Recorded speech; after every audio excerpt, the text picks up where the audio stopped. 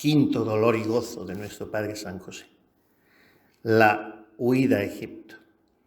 Y este episodio de Egipto, del que no conocemos casi nada más que el hecho en sí, no conocemos por la Escritura los detalles, sin embargo, merece que se recuerde al fijarnos en San José dos veces, a la ida y a la vuelta.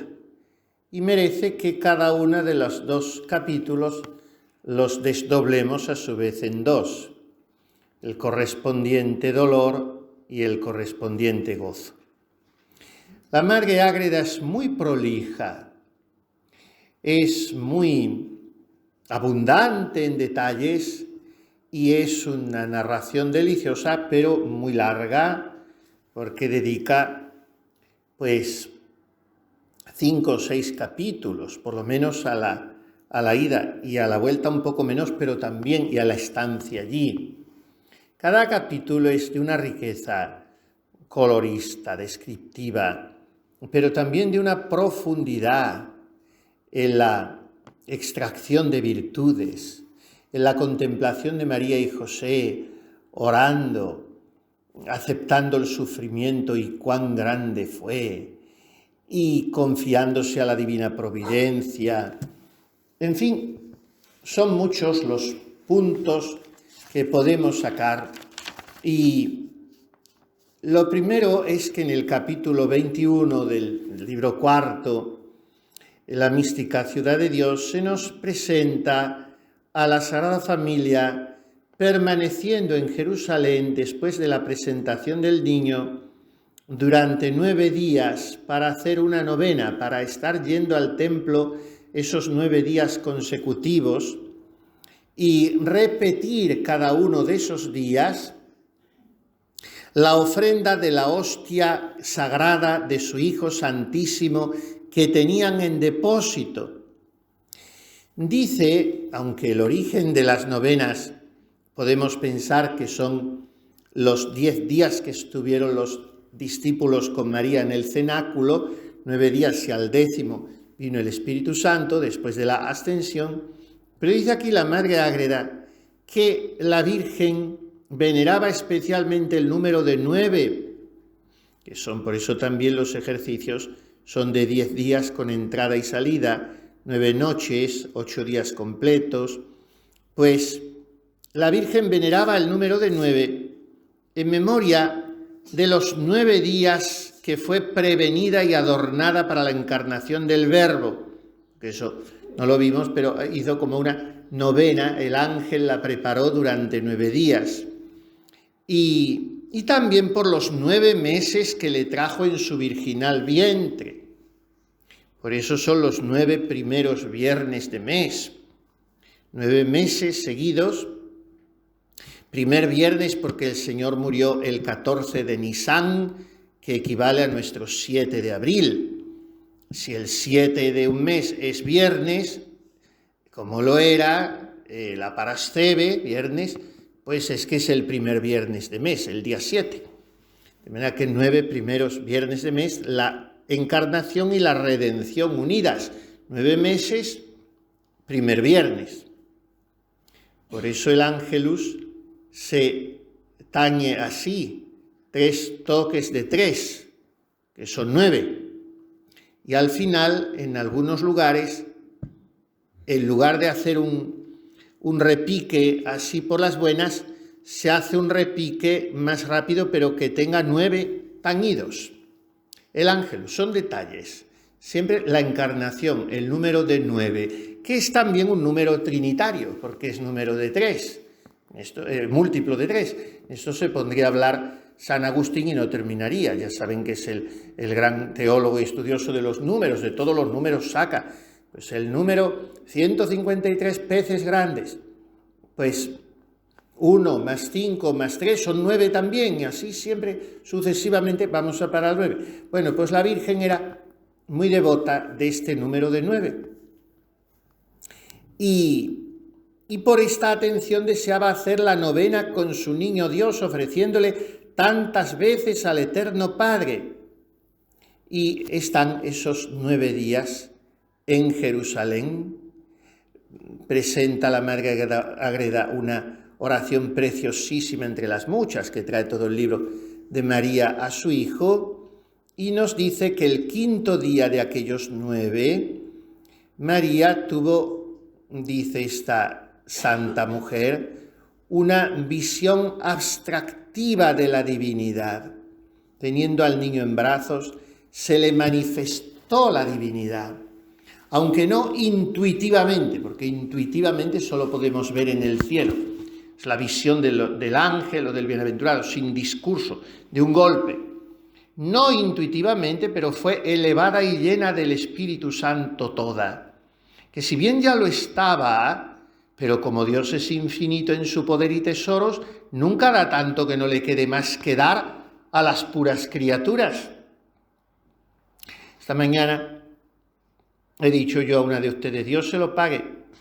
Me ha contestado, ya está pagado, Dios ya lo paga por adelantado. Digo, nunca diga usted eso, nunca diga usted eso. En sus pagos, nuestro Señor siempre va a dar más de lo que ha dado ya. Lo mejor está siempre por venir, lo mejor está por llegar. ¿Qué es eso de que ya está pagado? Ya está pagado, pero que se lo siga pagando. Usted no ponga tasa ni límites a sus misericordias, que son inimaginables. Entonces, que Dios se lo siga pagando. Y non est abreviata manus Domini, dice la Sagrada Escritura. No se ha acortado la mano del Señor.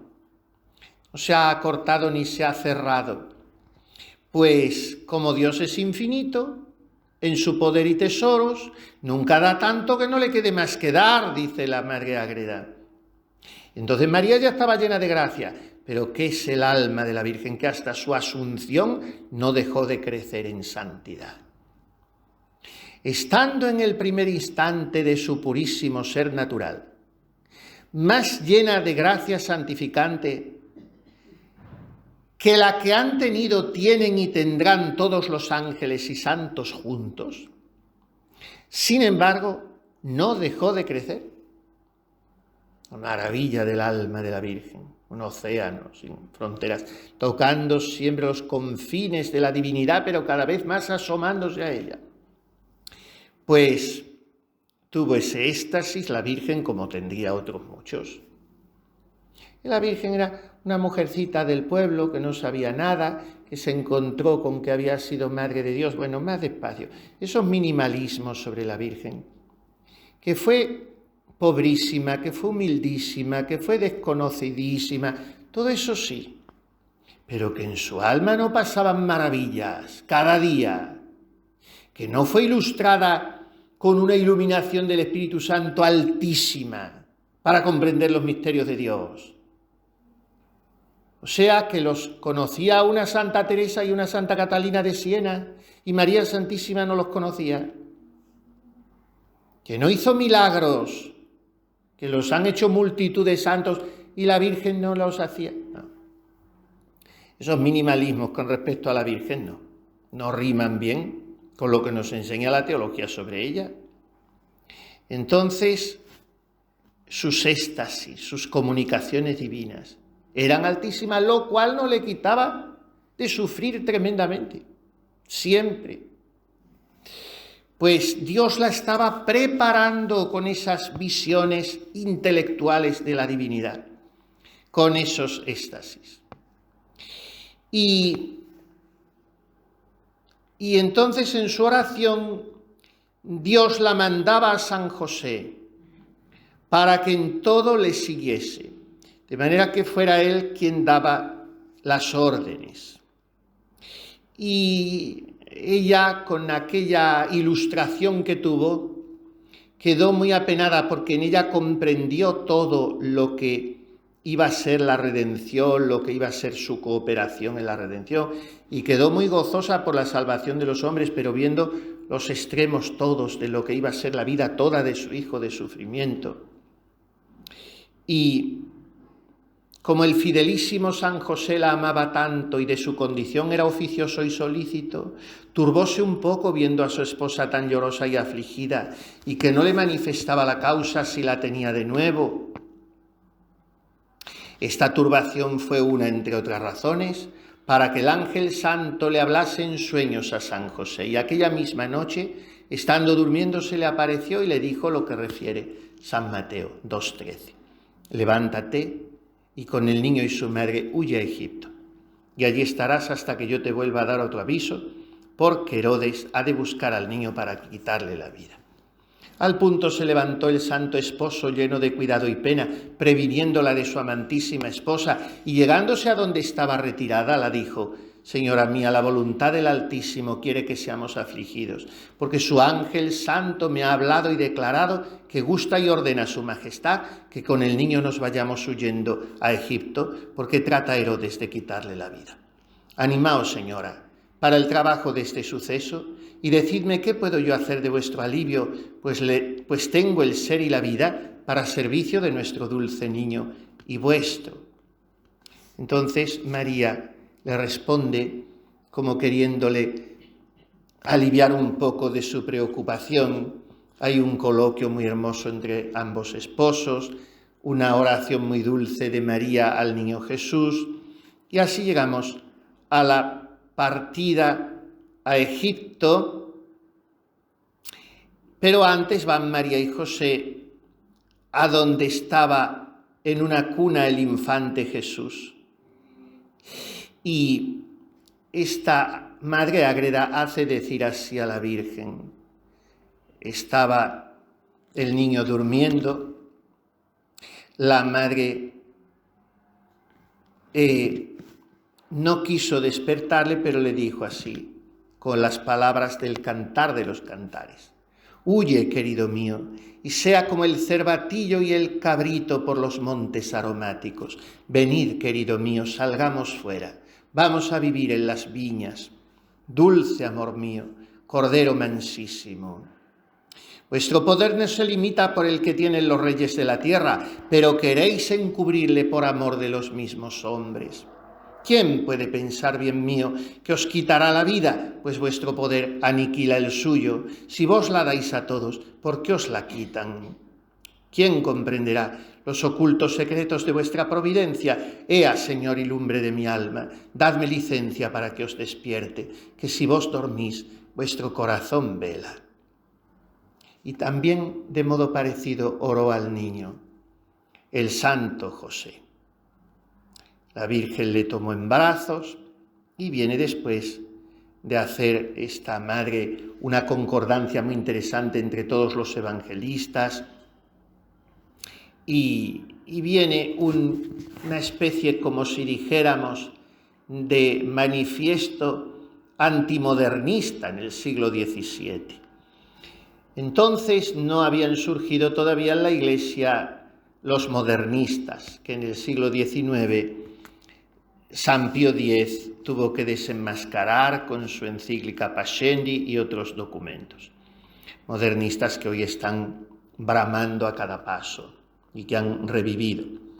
Pero entonces ya existían los que, como harían los modernistas después, ponían en tela de juicio estas narraciones y estos episodios evangélicos, porque son un poco forzados, porque cómo se iba a ir el niño a Egipto, qué difícil todo. Y entonces la madre ágreda dice: se me ha dado a entender cuán estulto es necio, estúpido, la estulticia, cuán estulto ha sido el escándalo de los infieles o incrédulos que comenzaron a tropezar en esta piedra angular Cristo nuestro bien desde su niñez, viéndolo huir a Egipto para defenderse de Herodes, como si esto fuera falta de poder y no misterio para otros fines más altos que defender su vida de la crueldad de un hombre pecador. Bastaba, para quietar el corazón bien dispuesto, lo que el mismo evangelista dice, Mateo 2:15, que se había de cumplir la profecía de Oseas: de Egipto llamé a mi hijo, Oseas 11:1. Y en fin, dice pues: está llena de tropiezos la Sagrada Escritura, viene a decir, Dios gobierna las causas segundas, pero permite los males para sacar bienes. Y entonces, ¿por qué consintió que Judas Iscariote le vendiera y que los demás le maltrataran y crucificasen? Todo eso lo pudo impedir el Señor y no lo hizo, pero dejó obrar a los hombres por la libertad de su voluntad. Y con esa misma providencia, Dios espera la conversión de los pecadores. Podría hacer grandes milagros para atajar esas cosas. Pero en fin, así después da una doctrina, como siempre, la Reina del Cielo, a esta piadosa mujer, y sobre todo la exhorta a mantener la ecuanimidad en las adversidades. Y en el siguiente capítulo, que es el 22, se nos presenta ya el viaje de los peregrinos. Un viaje muy incómodo, muy difícil, sobre todo por la prisa con que tienen que emprenderlo y por la incertidumbre que llevan. Hay unos puntos muy bonitos donde la Madre Ágreda dice que la Virgen quiere ir a despedirse del portalico de Belén, porque ya estaban en una posada, pero los ángeles le dicen que haga ese sacrificio y no se detenga. Y entonces ella, cuando pasan a la altura del pesebre por el campo, pues le venera espiritualmente a distancia, y el Señor le manda al ángel custodio que ha dejado, que veíamos el otro día para el portal de Belén, se lo manda en forma humana a María para recibir su embajada y como que ella le comisione a besar y venerar en su nombre el portal donde ha nacido el Verbo encarnado. Siguen el viaje y entonces un poco más adelante María le dice a José: ya estamos más distantes de Belén, ¿va? A 4 o 5 kilómetros, y bien podríamos ir a despedirnos de mi prima Isabel y a darle noticia de esto que nos pasa. Y entonces no son los ángeles, sino que es el propio José quien respetuosísima y gentilísimamente le dice a su esposa que lo siente mucho, pero que no es prudente que se detengan tampoco ni se desvíen, por poco que sea, a Encarén, porque Herodes está buscando al niño. Y entonces otro nuevo sacrificio que hace María. Y vienen otra vez los ángeles, ella los manda a Isabel, pues Isabel había tenido la ilustración de que María era la Madre de Dios, eso era lo más, ahora no pasaba nada porque tuviera lo menos. Los ángeles le dan esa noticia e Isabel les manda como algunos propios recaderos para que les lleven provisiones, ayudas, un dinero, en fin, auxilios. María Isabel, su esposo Zacarías, era sacerdote y eran bienestantes. Pues les manda todo lo que puede para el viaje. No me detengo en todos los detalles que da la Madre Ágreda. Y así llegamos más adelante en estos capítulos y dice que llegan a la ciudad de Gaza. Descansan 2 días en Gaza. Por haberse fatigado algo San José y el jumentillo en que iba la reina. Y en Gaza despidieron al criado de Santa Isabel, sin descuidarse el santo esposo de advertirle no dijese a nadie dónde los había topado. Pero muy gracioso, porque dice, claro, por mucho que advirtamos a las personas, a veces dar noticias es considerarse importante, y no lo digas, y con el no lo digas de uno a otro lo dicen todos. Pero dice aquí que dice Dios, para prevenir este peligro, le quitó de la memoria a aquel hombre lo que San José le encargó que callase. O sea que tampoco se acordaba. Solo tuvo memoria para volver la respuesta a su ama Santa Isabel. Bueno, pues en esa ciudad de Gaza, en los 2 días que descansaron, María hizo algunos milagros curando a algunos enfermos y tuvo éxtasis muy altos. Salen de Gaza. Tenemos que, como digo, son capítulos muy largos. La doctrina que da la Reina del Cielo también la saltamos, en fin. Salen de Gaza por el desierto de Bersabé. Esto es muy impresionante, cómo esta mujer describe la geografía que encontramos tal cual en cualquier mapa hoy. El día tercero después que nuestros peregrinos llegaron a Gaza, estamos en el capítulo 23, hemos dejado atrás 2 capítulos, partieron de aquella ciudad para Egipto y dejando luego los poblados de Palestina, se metieron en los desiertos arenosos que se llaman de Bersabé, encaminándose por espacio de 60 leguas, más de 300 kilómetros, y más de despoblados para llegar a tomar asiento en la ciudad de Heliópolis, que ahora se llama el Cairo de Egipto. En este desierto peregrinaron algunos días porque las jornadas eran cortas. Así, por la descomodidad del camino tan arenoso, como por el trabajo que padecieron por la falta de abrigo y sustento. Y empieza a hablar de todo lo que padecieron, penurias incontables, providencias delicadísimas de Dios, que les mandaba a veces a los ángeles, otras a las avecillas, para que recrearan un poco el ánimo de María, las oraciones de María y José, la enseñanza que sacamos nosotros, que es sufrir con paciencia en medio de las adversidades, penalidades, de la carencia de lo más necesario. Los que no sufren con paciencia, le dice la Virgen, y no quieren padecer necesidad, se convierten en cisternas disipadas, confiando en la mentira y en los poderosos. Pues bien, en el capítulo 24 llegan a Egipto los peregrinos, Jesús, María y José, con algún rodeo hasta la ciudad de Heliópolis y suceden grandes maravillas. Llegan a Egipto y dice esta madre que han andado 50 días y 200 leguas, que vienen a ser más de unos 1.100 kilómetros, 200 leguas. Dice, el camino era más corto, pero tuvieron que ir dando rodeos para sortear peligros y por las noticias que iban recibiendo de la persecución de Herodes. Y entonces, según los estudios y mapas actuales, y en fin, efectivamente, no son 1.000, sino serían unos 500, 600 kilómetros. Y los días, por lo tanto, son la mitad, más o menos un mes, lo que se tarda en jornadas relativamente hacederas.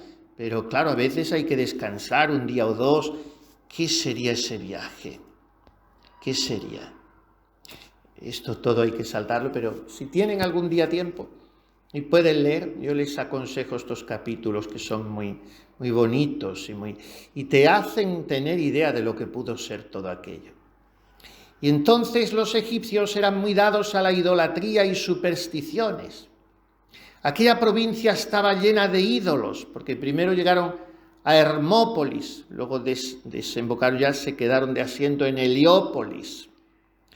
Y de muchos ídolos había templos, y en ellos vivían varios demonios. La idolatría siempre es satanismo. Por eso rendir culto a un ídolo, la superstición, al final es motivo de actuación del demonio, de posesiones diabólicas, de lo que sea. Hoy hay mucha brujería, mucha consulta a esa gente, por eso hay muchas posesiones diabólicas, mucha idolatría, hasta a veces dentro de la iglesia. Y es de los peores pecados los que más claman al cielo y los que Dios más castiga. Pues eso se lo encontró la Sagrada Familia en Egipto. Y allí acudían los infelices moradores a adorar a los demonios con sacrificios y ceremonias ordenadas por los mismos demonios.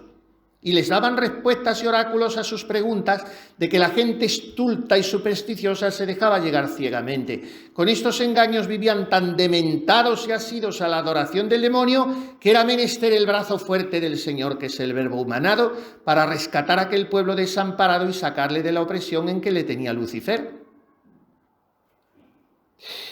Y por eso determinó el Altísimo que el sol de justicia, a pocos días de su nacimiento, apareciese en Egipto en brazos de su madre y fuese girando y rodeando la tierra para ilustrarla toda con la virtud de su divina luz. Y así llegó el niño Jesús con su madre y San José a la tierra de Egipto. Y al entrar en los lugares el niño Dios en los brazos de la madre, levantando los ojos al cielo y puestas sus manos, las manos puestas, oraba al Padre y pedía por la salud de aquellos moradores cautivos del demonio. Y luego, sobre los que allí estaban en los ídolos, usaba de la potestad divina real y los lanzaba y arrojaba al profundo. Y como rayos despedidos de la nube, salían y bajaban hasta lo más remoto de las cavernas infernales y tenebrosas. Al mismo punto, con gran estrépito, caían los ídolos, se hundían los templos y se arruinaban los altares de la idolatría. La causa de prodigiosos efectos era notoria a la Divina Señora, que acompañaba a su Hijo Santísimo en sus peticiones como cooperadora en todo de la salvación humana. San José también conocía que todas estas eran obras del Verbo humanado y por ellas con admiración santa le bendecía y alababa. Aquí está, después de tanto dolor, la huida a Egipto, las penalidades, el viaje, todo tan en precario, el gozo de San José era ver caer los ídolos. Y ya que se produce todo esto, hay una reacción del demonio, una rabia tremenda, porque está viendo que se le hace la guerra y no sabe quién, puesto que no conoce que ese niño que ha llegado a Egipto es Dios. El demonio mueve a todos sus satélites, en fin, de eso también habla, ya que llegan a Heliópolis, siguiente capítulo, 25, toman asiento en Heliópolis, ordenan allí su vida en tiempo del destierro, y la ordenación de la vida de la Sagrada Familia es buscar San José un trabajito, por muy pobre que fuese, pero aunque habían llevado la ayuda de Isabel, lo que les iba quedando de los magos, no tenían para alquilar una casita como tenían que hacer, para medio amueblarla, y entonces hasta que encuentra un trabajo y se establecen un poco, pues la Madre Ágreda nos presenta a San José pidiendo limosna para poder salir del paso, establecerse. Y la pobreza de la casita donde se establecen, en fin, no me alargo más. Pero sí les aconsejo, antes de leer algún texto de madre, que hagan lo que hacía San Buenaventura, un santazo, un doctor, que teólogo. Y cuando en su oración se distraía o se le iba al pensamiento, gastaba su tiempo de oración en irse a Heliópolis, a jugar con el niño Jesús, porque decía, no tiene allá amiguitos, no sabe la lengua, ha llegado, todo es nuevo, y en tanta pobreza no deja de sufrir, de ver a sus padres, y el niño iba creciendo, y entonces se iba a jugar con el niño a Heliópolis. Pues dice Santa Ángela de la Cruz, en la meditación de la huida a Egipto, ejercicios de 1887, a sus 41 años, la meditación de la huida a Egipto, saqué el conformarme con las alternativas de mi interior, considerándome desterrada. ¡Qué sabiduría! Porque ahora estamos así, luego estoy así, me influye el tiempo, estoy cansado, estoy raro. Fuera la volubilidad, de cara a la galería, fuera. Mucho tuvo que sufrir, dice en otro lugar, nuestra Santísima Madre cuando la voz de su santo esposo la despierta anunciándole la huida a Egipto. Como perfecta obediente, sin hablar nada, se pone en marcha. Camina nuestra Santísima Madre a Egipto con grandes temores de que encontrasen a su divino Hijo y le dieran muerte. Las tinieblas de la noche y los pocos recursos con que contaban los santos viajeros les hacía el camino sumamente penoso. Benditos sufrimientos que tienen un premio eterno. Y así en otras cartas y lugares, como en esta carta que veíamos ayer, que es un tratado de Mariología, la Santísima Virgen en su vida oculta, modelo de la Hermana de la Cruz, la carta de 1913, el punto 8. Muy tranquila dormía nuestra muy amadísima madre cuando su santo esposo le dice tome al niño que tenían que partir para Egipto. Y presurosamente la Sagrada Familia emprende la marcha dejando su casa, parientes y todas las afecciones propias de una buena amistad y de recuerdos muy dulces que no se pueden olvidar, sin provisiones, en grande pobreza y con los temores consiguientes de un niño que estaba amenazado de muerte y expuesto a que los perseguidores lo encontrasen después de tanto sufrir. Por fin llegaron a la ciudad del destierro.